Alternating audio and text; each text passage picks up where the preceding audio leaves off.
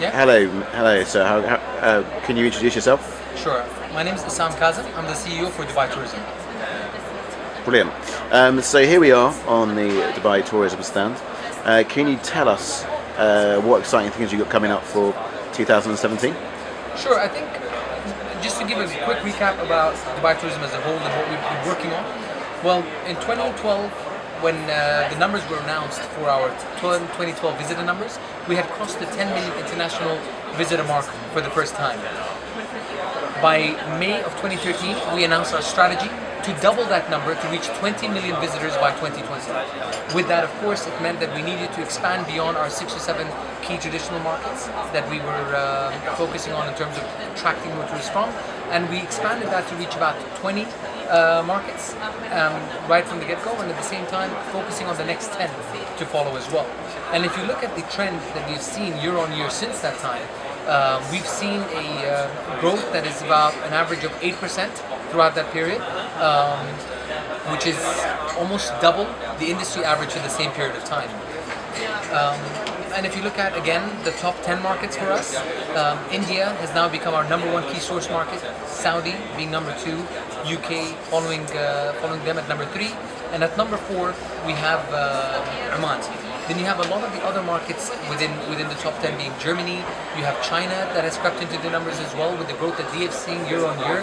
2015, they had 460,000 visitors coming into us from China, and that has jumped up to 540,000 in 2016. So all of the numbers are working towards in the direction of helping us achieve that 20 million. With that, we've also focused a lot on developing the key infrastructure for the city, getting more hotels, focusing on the 5-star, 4-star as well as the 3-star hotels as well. We've also focused more on developing key propositions for the family tourism side of things. So we've introduced a lot of theme parks recently that have come online.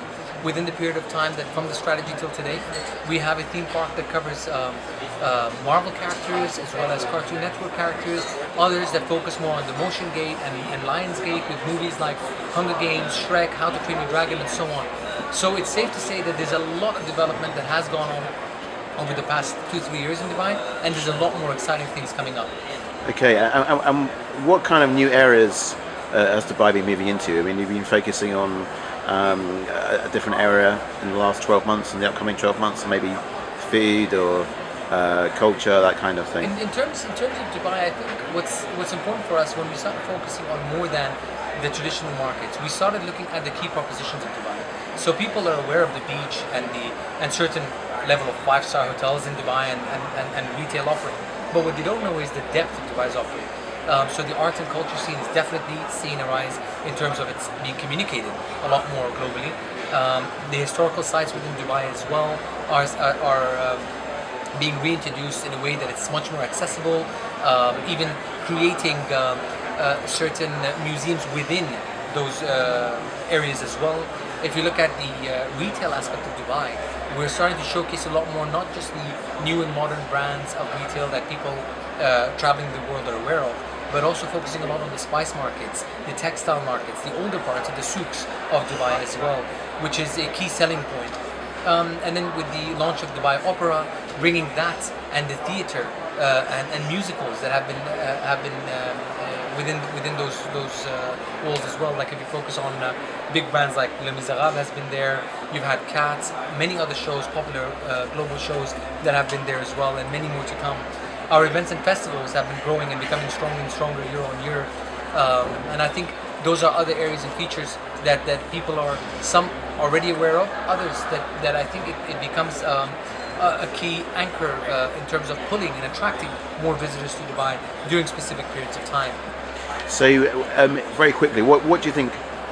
What do you think Dubai's main selling points are? First of all, family destination is being the key selling point for us.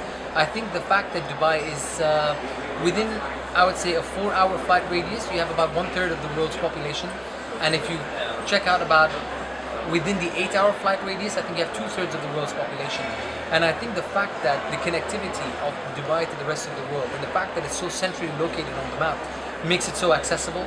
And the fact that in Dubai, the way we look at it is, we wanted to make sure that Dubai is offering, you don't have a husband, wife, son, daughter, anyone having any excuse for not coming to Dubai. I think we've made sure that we look after all the needs and all the wants and all the wishes of any member of the family. Brilliant. Thank you very much for your time. My pleasure. Thank you so much for having us.